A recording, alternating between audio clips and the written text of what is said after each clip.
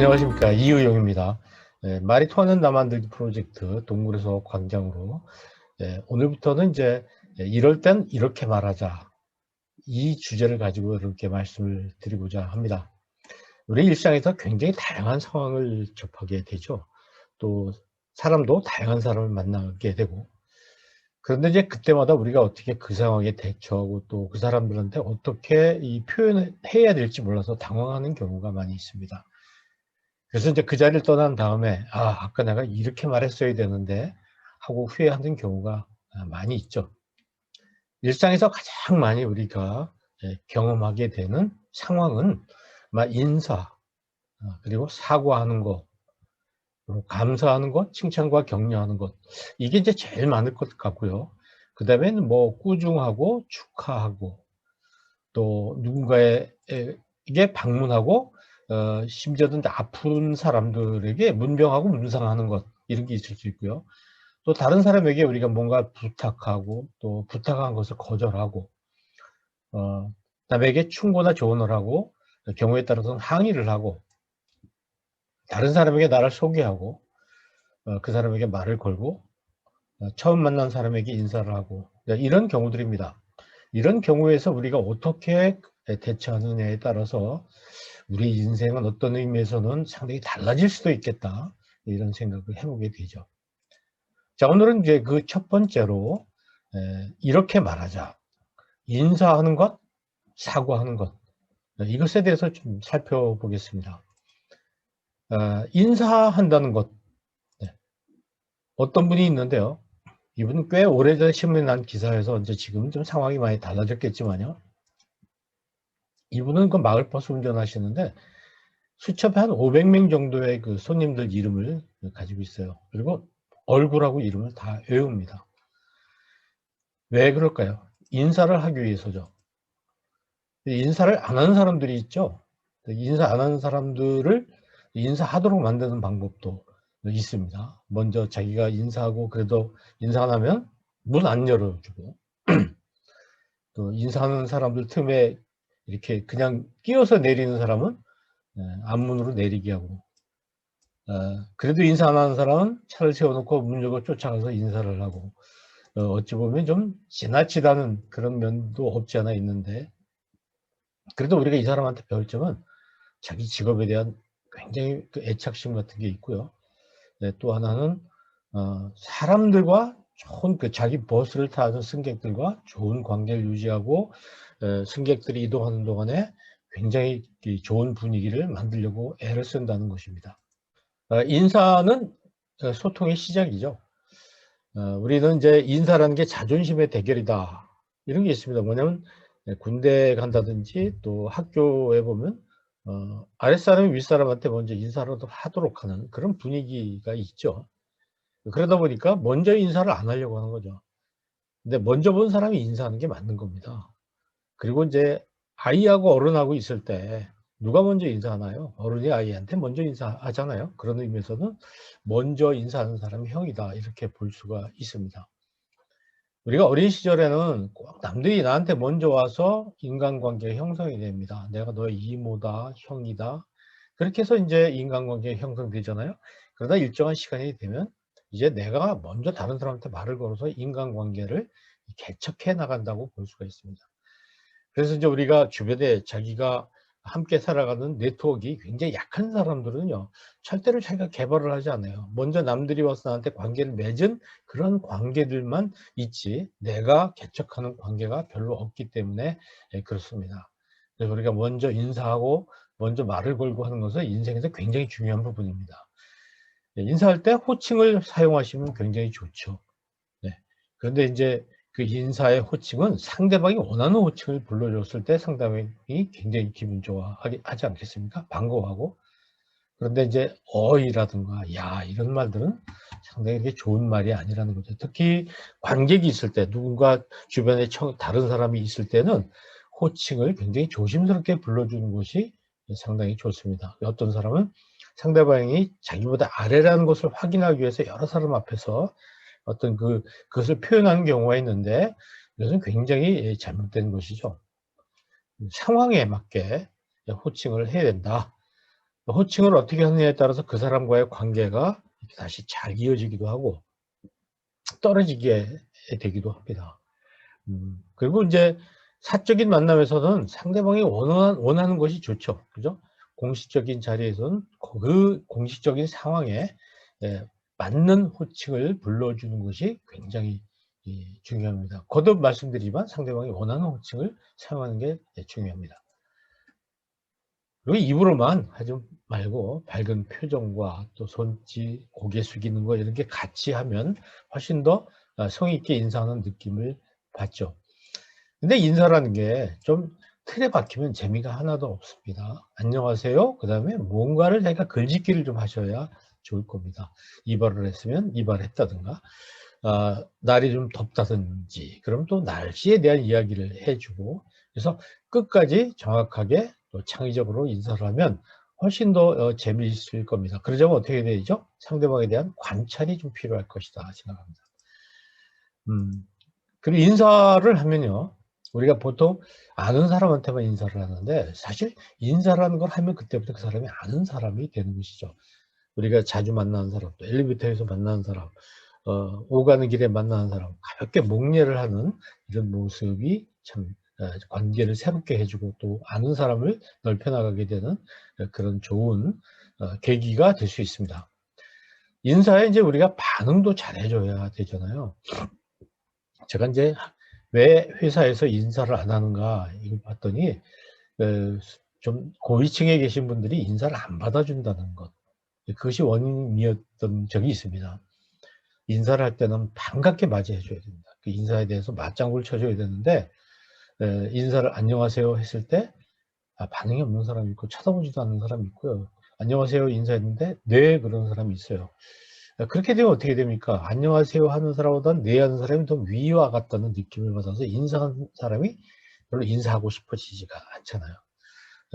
그래서 안녕하세요 인사했을 때 좀 성의 있게 맞장구를 쳐주면서 인사를 하면 훨씬 더 우리가 좋은 관계, 좋은 분위기를 만들어 나갈 수가 있죠. 어떤 사람을 보고 인사를 안 한다는 것은 그건 무시하는 겁니다. 난 무시한 적 없다. 그냥 인사를 안 했을 뿐이다. 이렇게 말할 수 있지만 상대방은 그건 하나의 신호로 받아들이거든요. 상대방을 투명인간으로 보거나 또 자기 자신을 투명인간으로 보거나 상대방을 무시하거나 뭐 이런 것 중에 하나가 아니겠습니까? 그래서 우리가 이런 투명인간이 되어서는 안 되겠다. 인사가요. 인사만 잘하면 60점을 따고 들어간다는 그런 말도 있습니다. 자, 인사하는 거 못지않게 중요한 것이 또 다른 사람한테 사과를 하는 것이죠. 잘못했습니다 하는 사과 참 어렵습니다. 근데 누구나 잘못을 저질 수 있잖아요. 그런데 거기에 합당한 사과를 또 할 줄 알아야 되겠죠. 제일 미운 사람이 뭐예요? 잘못하고도 미안하다고 안 하는 사람. 그렇지 않습니까? 왼쪽에 있는 독일의 수상, 독일의 총리는 그 2차 세계대전 동안에 저질렀던 굉장히 많은 잘못들을 그 주변 국가들에게 늘 가서 사과를 이렇게 합니다. 매년 그리고 기회가 있을 때마다 합니다. 그렇지만 우리에게 비슷한 나쁜 짓을 했던 일본 사람들 전혀 지금 잘못한 것이 없다고 이렇게 이야기를 하고 있잖아요. 그러니까 국민들이 일본 사람들 굉장히 싫어하고 특히 일본의 정치인들 굉장히 싫어합니다. 인사는요. 인사도 마찬가지지만 사과라는 것은 골든타임이 있어요. 때를 놓치지 말고 즉시 해야 됩니다. 이게 이제 사과라는 게 늦어지면 사과하기가 굉장히 어렵고요. 사과를 받아들일 수 있는 그런 상태가 지나버리면 상대방도 그 사과를 받아들이기가 굉장히 어려워지는 것이죠. 우리가 이제 한 예지만은 세월호 참사에 대해서 대통령이 14일 만에 사과를 했거든요. 근데 이것이 굉장히 국민들을 이게 화나게 했던 것을 기억할 수 있습니다. 이 당사자한테 직접 사과를 해야 되는데 사과를 누구를 거쳐서 이렇게 하는 거죠. 가서 내가 미안하다고 전해라. 뭐 이런 것들, 아까 말씀드린 세월호 참사에 대해서 대통령은 14일 만에 누구한테 했냐면 국무위원들 앞에서 했어요. 국무위원들. 그 유가족한테 해야 되겠죠. 근데 국무위원들한테 사과를 유감의 뜻을 표했고 그걸 신문이 보도하도록 하는, 언론이 보도하도록 하는 이런 방식을 택했거든요. 이것이 이제 국민들을 굉장히 화나게 했던 것입니다. 그리고 구체적으로 해줘야 되는 거죠. 뭐가 잘못됐는지, 뭐 잘못했습니다. 그런데 뭐를 잘못했는데 모릅니다. 그냥 잘못했습니다. 이런 것이어는 안 된다는 거죠. 감추지 말고 사실대로 고백해야 되고, 사과라는 것은 사실에 기초해야 됩니다. 사과를 했는데 나중에 양파 껍질처럼 계속 감춘 사실이 드러나면 그 다음에는 이제 이 사람의 사과를 별로 받아들이질 않게 되죠. 그리고 적정한 수준으로 하라는 것입니다. 그다음 잘못했습니다라는 말만으로 끝나는 건 아니죠. 보상이 따라야 되는 겁니다. 상대방은 이만큼 사과해 주길 원하는데 나는 이만큼 사과를 한다면 이게 갭이 생기지 않습니까? 사과는요, 상대방이 요구하는 것보다 조금 더 해야 되는 것이죠. 말하자면 원금만 갚아서는 안 되는 거예요. 이자까지 쳐서 갚아야 된다. 이런 것이 굉장히 중요하고, 그래야 이 다음에 이것이 다시 문제가 되잖아요. 그런데 이만큼 사과를 해야 되는데 이만큼밖에 안 했을 때 이만큼의 갭은 두고두고 쌓여서 다른 문제가 생겼을 때 더 크게 일을 확대하는 것을 우리는 굉장히 자주 경험하게 되죠. 그래서 처음은 우선 사과합니다. 잘못했습니다 하는 것을 얘기를 해야 되고요. 상대방이 얼마나 마음이 아팠을까, 얼마나 화가 났을까, 그거에 대해서 나도 그렇게 생각합니다. 당연히 그건 참 잘못된 일이었습니다. 그걸 인정하는 것이죠. 세 번째는 상대방이 그걸 받아들이면 정말 용서해 주셔서 고맙다, 감사하다는 말, 그리고 앞으로는 다시 이런 일이 없도록 하겠다. 이렇게 3단계로 사과하는 방법이 있거든요. 근데 오늘 우리는 사과를 참 많이 잘못하죠. 자, 사과는 또 5가지, 5가지 사과의 언어라는 책에 나오는 얘기인데요. 우선 1번은 죄송합니다. 2번은 제가 잘못했습니다 하고 자기가 잘못을 시인하는 것이죠. 세 번째는 보상입니다. 제가 뭘 어떻게 해드리면 좀, 뭐라고, 화난 것을, 잘못한 것을 이렇게 어느 정도 해결할 수 있을까요? 그렇게 물어보고. 거기서 끝나서는 안 되는 거고, 다시는 그렇지 않겠습니다. 아주 심각한 잘못인 경우에는 저를 용서해 주십시오. 뭐 돈으로 이렇게 갚아드리지만 마음을 아프게 한 거에 대해서 돈으로 해결이 안 되니까. 그래서 예를 들면서 길 가다가 유리창을 이렇게 야구하다가 깨뜨렸을 때 죄송합니다. 그런 될 일은 아니죠. 제가 야구하다 보면 잘못했습니다. 제가 이 유리창을 좀 변상해 드리면 화가 좀 풀리실까요? 이렇게 얘기를 하는 게 좋죠. 그리고 다시 안 그러겠습니다. 근데 뭐 유리창 깬 거 가지고 저를 용서해 달라는 말까지는 할 건 아닌 것 같아요. 그러나 상대방이 없는데 뒤에서 그 사람에 대해서 모함을 했다든지 굉장히 정신적인 고통을 줬을 때는 죄송합니다. 제가 잘못했습니다. 제가 어떻게 해드리면 좋겠습니까? 그리고는 다시는 안 그러겠습니다. 저를 용서해 주십시오. 이렇게 단계적으로 하나씩 올라가야 되는 거예요. 그런데 유리창을 깼는데 이거 뭐 얼마 드리면 되겠어요? 교통사고 났는데 접촉사고 났거든요. 이거 뭐 얼마 합의 보시면 되겠어요? 얼마를 원하세요? 이렇게 나오는 사람이 있거든요. 이게 굉장히 잘못된 거예요. 1단계는 잘못했습니다. 죄송합니다. 잘못했습니다. 이걸 제가 이렇게 고쳐드리면 되겠습니까? 얼마나 보상을 해드리면 되겠습니까? 이렇게 단계적으로 아래서부터 올라가야 된다는 것을 설명해 주고 있습니다. 기회가 나시면 여러분 이 책을 한번 보시면 좋겠습니다. 그래서 사과는 이렇게 단계적으로 3단계 같으면 1단계, 2단계 하고 나서 3단계에 대해서는 사과를 해야 되는 거죠. 생략하면 안 돼요. 4단계 같으면 1, 2, 3 하고 4단계를 사과해야 되고 5단계까지면 1, 2, 3, 4까지 하고 5단계를 용서 요청을 해야 되는 것입니다. 그 다음에는 뭐 진정성 있게 하는 사과가 진짜 사과죠. 입으로만 하지 말고 진정성 있게. 유감을 표한다.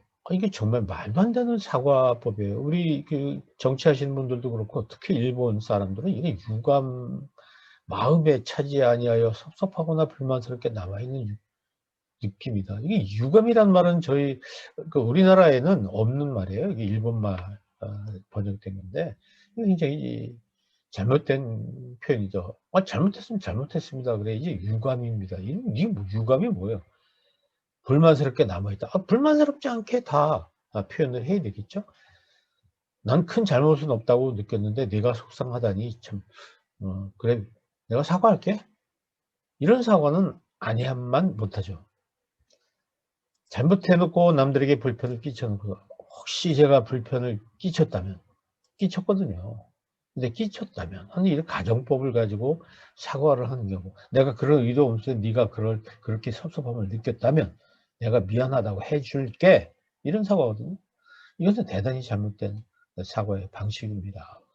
잘못했으면 잘못했다고 시인하고 이제 용서를 빌어야 되겠죠. 그리고 이제 같은 실수를 반복하지 않아야 되는데 똑같은 실수를 또 하는 거예요. 저는 우리나라의 이게 정치인들 중에서 막말하는 사람들도 참 많아요. 뭐 여당 야당 할 거 없어요.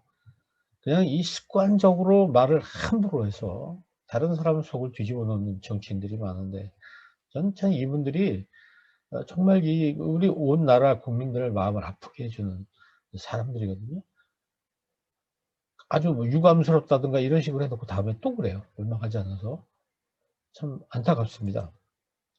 오늘은 이제 우리가 인사하는 것과 사과하는 것에 대해서 여러분께 말씀을 드렸습니다. 여러분, 다른 사람을 보면 반갑게 인사를 하십시오. 인사만 해도 60점은 따고 들어갑니다.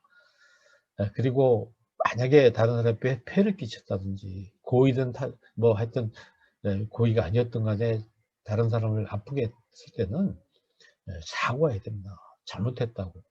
그 잘못을 사과하지 않으면 이 다음에 그 남아있는 찌꺼기들은 그 사람과 살아가는데 굉장히 많은 고통스러운 방해물이 될 것입니다. 네, 말이 통하는 나만들기 프로젝트 동굴에서 광장으로. 자, 오늘은 인사하는 것 그리고 사과하는 것에 대해서 살펴봤습니다. 감사합니다.